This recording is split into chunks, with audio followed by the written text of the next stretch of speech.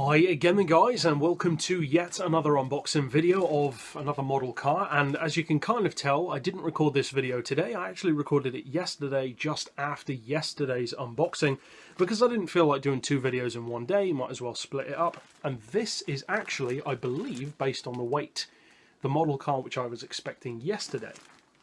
And as I mentioned yesterday, the model car, or the third model car which I'm waiting for, hasn't been posted yet. So I think this has got to be the one that I think. The weight that it is, combined with the fact that the other one hasn't been posted, pretty much guarantees it. So this is the one, as I mentioned in the couple of teasers in the other video, of my favourite Formula 1 car. And there are actually a couple of different variations of this particular F1 car, and my personal favourite version of all is the test version. It's well packed. But yeah, my favourite version is the test version of this car. I don't think that the test version actually raced though. I was reading up on this car a little while back, and I believe that they actually changed it for the race and didn't use the test version. But I may be wrong, I may be remembering that wrong, I'm not sure. But yeah. So, get this one open. Yep, this is indeed the one. It comes also, like the BMW from yesterday, in its original box, which is nice. And it looks pretty nice as well. The box isn't in perfect condition, but who cares? So let's get this open, and then you can see the reveal. It's from the 1993 Grand Prix, which is of course another pretty big clue.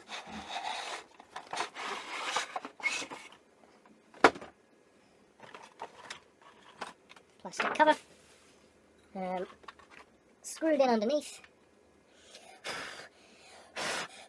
Once again, dusty as always. And the car in question is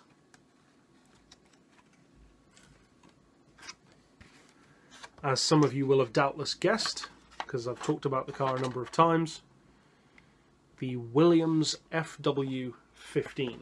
Of course, my personal favourite version of the car is the FW15C with the CVT gearbox, widely considered to be the most advanced Grand Prix car ever made.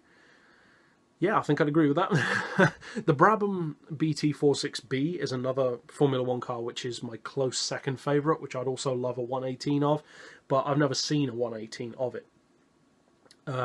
So yeah, this is my absolute favourite. I love the CVT gearbox. Even that alone is such a cool thing to me to have in an F1 car. The CVT, I believe, was banned.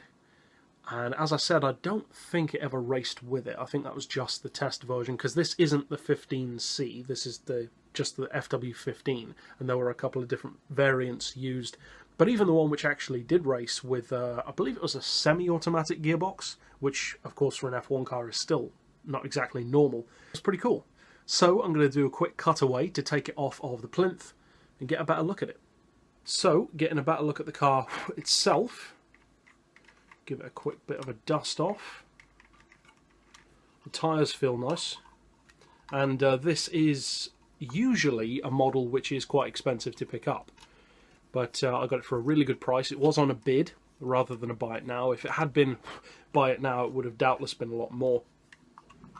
It was a little bit higher than I'd usually pay for a model car, because typically I don't like to spend more than, say, 40 quid on a model car. So it was a little bit more than that, but still, for this car, that's pretty good. So just get the dust off. Thankfully, with an F1 car, there's not that much to dust. And as you can see, it's got some pretty nice livery. The camel livery with the Sonic on the side. Well, Sega on that side. And then Sonic's legs on that side. Nice chunky tyres on it. Looks pretty nice from the front. So yeah, for those who maybe haven't been on the channel for very long, the main reason why this one is my favourite F1 car is because of the gearbox in particular. The 15C test version had a CVT gearbox. And for those who maybe don't know what a CVT gearbox is or why it's significant, basically, instead of having a traditional setup of, say, 5, 6, 7 gears, which are interlocking in a normal car, and then you know, engage the clutch, or if it's an automatic then you don't, but change it into the gear that you want. In a CVT, none of that happens. You have the same effect, but it accomplishes it in a totally different way, because instead of having interlocking gears which swap out to give you different ratios, with a CVT you have 2 sets of cones, so 4 cones in total, 2 and 2, and these cones can change the distance between each other. So as an example, you've got like 2 cones here which can move further or closer or further away, and then 2 cones over here, and then a belt or a chain, a drive belt or drive chain running between the 2 sets of cones, so that the cones are kind of towards each other like this, with the belt running between them.